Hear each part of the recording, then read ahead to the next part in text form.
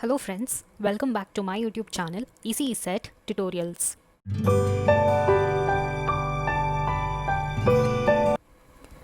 So friends, manam shortcuts last video వచ్చేసి definite integration part 4. So మనం ప్రతి చాప్టర్లో షార్ట్ కట్స్ చూస్తున్నాం కదా. సో అది లాస్ట్ వీడియో వచ్చేసి డెఫినైట్ ఇంటిగ్రేషన్ పార్ట్ 4తో స్టాప్ చేసాము. సో అదే లాస్ట్ వీడియో. సో ఇప్పుడు ఈ వీడియో నుంచి మనం ఆ షార్ట్ కట్స్ కంటిన్యూ చేద్దాం. So last video part 4. So ఇప్పుడు ఈ వీడియో దానికి కంటిన్యూయేషన్గా definite integration part 5 video. Okay, so మళ్ళీ నేను రెగ్యులర్గా వీడియోస్ పోస్ట్ చేయడానికి ట్రై చేస్తాను షార్ట్ కట్స్ మీద. And also ECET EAMCET revised dates వచ్చాయి కదా. So ECET is on September 14th. So I hope every one is prepared. So ఇంకా ఎవరైనా ప్రిపేర్ అవ్వలేదు అంటే try to make a time table and start preparing. Okay, so first ఈ వీడియోలో ఒక short cut చూద్దాము. సో ఫస్ట్ ఈ short cut వచ్చేసి డెఫినైట్ ఇంటిగ్రేషన్స్లో ఒక short cut. So first short cut ఏంటో చూద్దాం. సో మనకి ఇచ్చిన క్వశ్చన్ ఈ ఫామ్లో ఉంటే, so 0 to π/2 sin power nx into dx. So lower limit వచ్చేసి 0 and upper limit is π/2. And ఇక్కడ sin x ట్రిగ్నోమెట్రిక్ ఫంక్షన్ ఉంది కదా, దానికి పవర్లో ఏదో ఒక నంబర్ ఉండాలి. So sin power nx or 0 to π/2 cos power nx.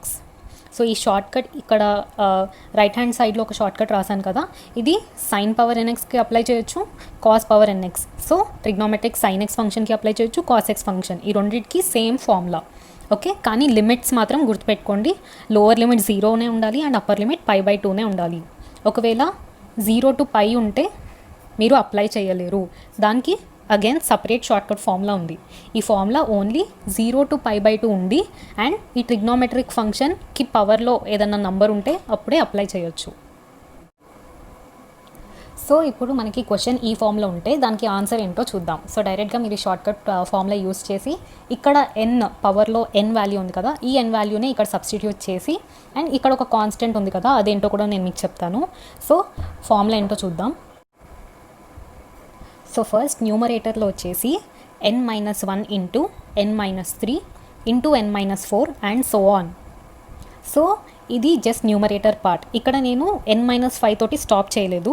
ఇక్కడ సో ఆన్ అని ఇంకా చాలా పార్ట్స్ ఉంటాయి. సో బేసిక్లీ మీరు ఎక్కడ దాకా ఇలా n-5, n-7, n-9 అని రాయాలంటే మీకు ఈ ఇచ్చిన పవర్ లాస్ట్కి 1 వచ్చే వరకు మీరు ఇలా మైనస్ చేస్తూ ఉండాలి. Okay, so n-1 into n-3.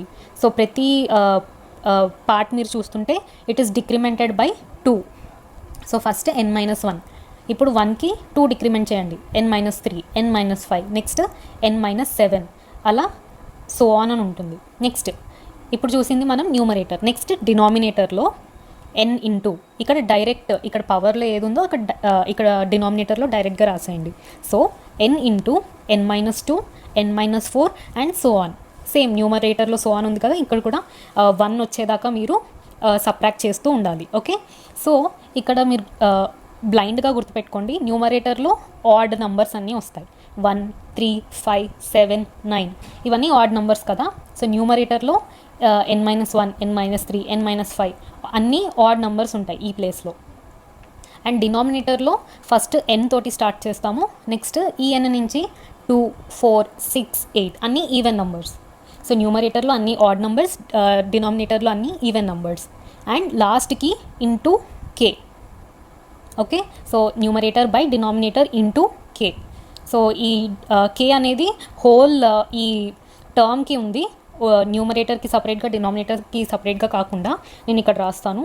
ఇక్కడ హోల్ ఇంటూ k ఇలా ఉంది మనకి. సో ఈ k వాల్యూ ఒక కండిషన్ మీద డిపెండ్ అవుతుంది.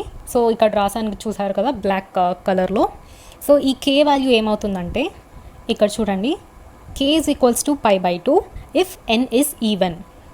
సో ఇక్కడ పవర్లో n అని ఉంది కదా, ఒకవేళ ఈ పవర్ ఈవెన్ నంబర్ అయితే k is equals to 1 π/2 substitute చేయాలి.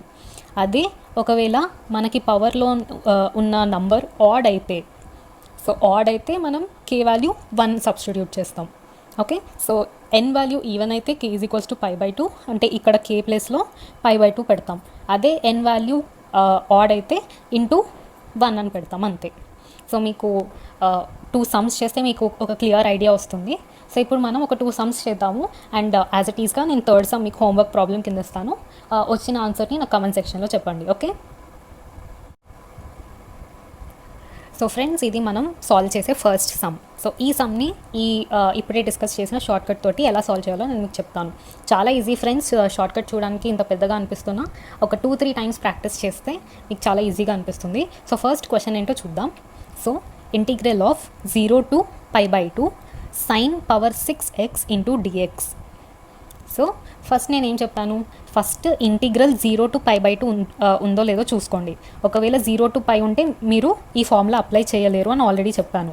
ఓకే, సో ఫస్ట్ మనకి ఇక్కడ ఫార్ములాలో చూడండి 0 to π/2 ఉంది.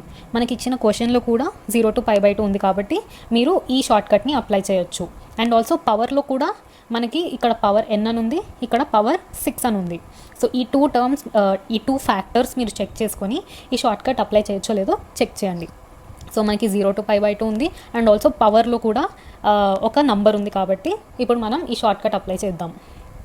సో ఇంకొకటి ఏంటి మీరు గుర్తుపెట్టుకోవాలంటే ఇది only trigonometric function sine or trigonometric function కాస్కే అప్లికబుల్. ఒకవేళ tan power nx or cot power nx ఇలా ఉంటే వీటికి కూడా మీరు అప్లై చేయలేరు. Only sine power nx, cos power nx and 0 to π/2.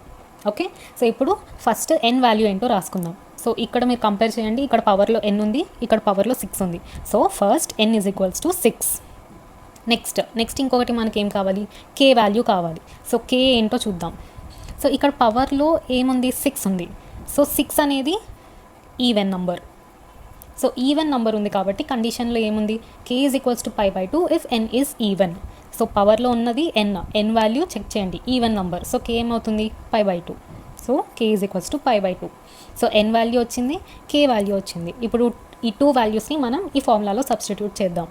So first n-1 అంటే సో నేను ఇలా రాస్తున్నా మీకు క్లియర్గా అర్థం అవ్వడానికి. 6 - 1, నెక్స్ట్ 6 - 3, నెక్స్ట్ 6 - 5, నెక్స్ట్ ఇక్కడ దాకే స్టాప్ చేయాలి. నెక్స్ట్ మళ్ళీ మీరు 6 - 7 అని చేయకూడదు.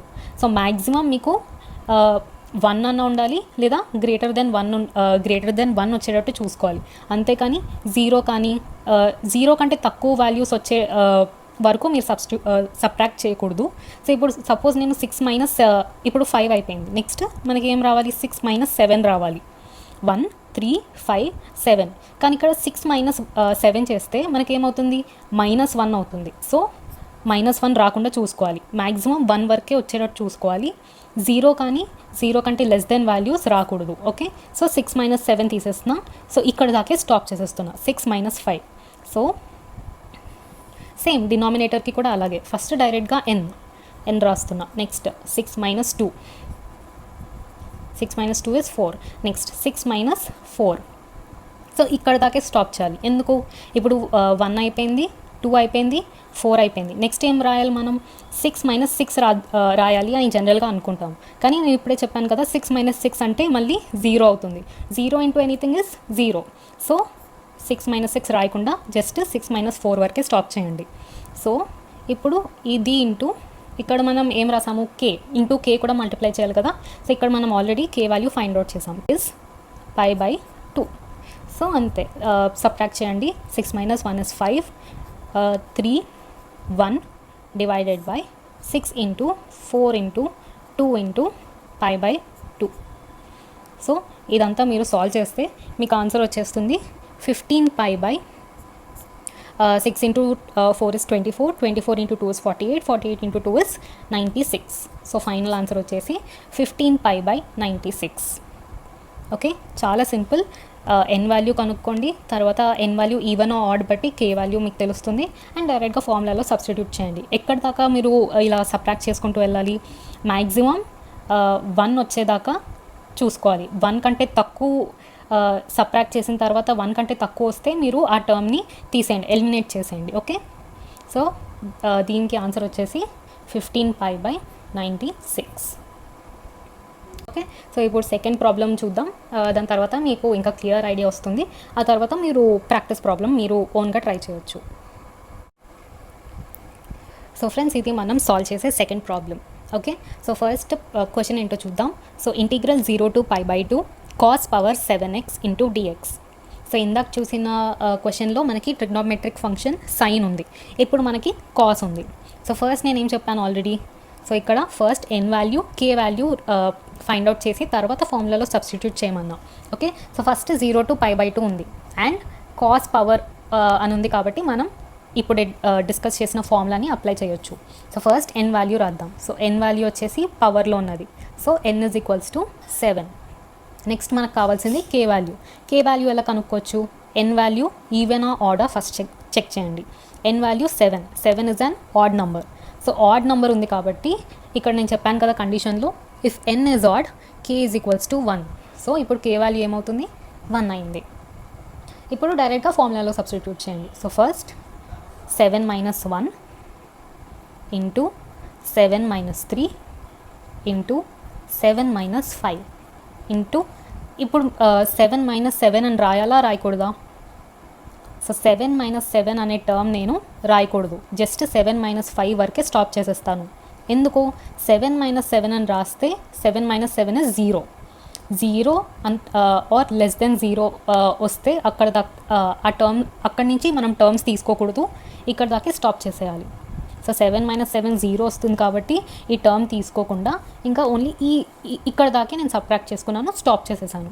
Next denominator. సో డినామినేటర్లో ఫస్ట్ 7 డైరెక్ట్గా ఎన్ value, next 7 - 2, next 7 - 4, next 7 - 6.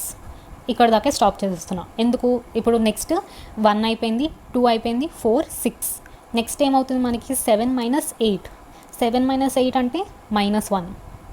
So 0 or less then 0 values రాకుండా చూసుకోవాలి. సో అందుకని ఇక్కడ దాకే స్టాప్ చేసేసాను. So 7 - 1 is 6, 4, 2 divided by 7 into 5 into 3 into 1 and this whole into k value 1 ఉంది. సో 1 రాసినా రాకపోయినా it doesn't make a big difference. So ఇప్పుడు దీనికి ఆన్సర్ మనం టోటల్ సబ్స్టిట్యూట్ చేస్తే మనకు వచ్చే ఆన్సర్ 8/35. సో ఇది మన final answer. Sorry, it is 16/35. Okay, so 3 1s are 3 2s are 4. ఇక్కడ న్యూమరేటర్లో 16 అండ్ డినామినేటర్లో 35. So final answer is 16/35. Okay, so మీరు గుర్తుపెట్టుకోవాల్సింది 3 points. First upper limit, lower limit, 0 to π/2 ఉందో లేదో చూసుకోండి. Then function sine or cos ఉందో లేదో చూసుకోండి. అండ్ ఆల్సో ట్రిగ్నోమెట్రిక్ ఫంక్షన్కి పవర్ ఉండాలి, ఏదో ఒక పవర్ ఉండాలి. అండ్ నెక్స్ట్ ఇక్కడ 0 ఆర్ లెస్ దెన్ 0 మీకు సబ్ట్రాక్ట్ చేసాక వాల్యూస్ వస్తే ఆ టర్మ్స్ని సింప్లీ ఎలిమినేట్ చేసి అక్కడ దాకా స్టాప్ చేసేసి ఈ మిగతా వాల్యూస్ అన్నీ మీరు తీసుకోండి. ఓకే, సో నెక్స్ట్ కే వాల్యూ ఎలా డిసైడ్ చేస్తారు, ఎన్ వాల్యూ ఈవెన్ అయితే π/2, ఒకవేళ ఎన్ వాల్యూ ఆడ్ అయితే కే వాల్యూ 1 అవుతుంది. ఓకే,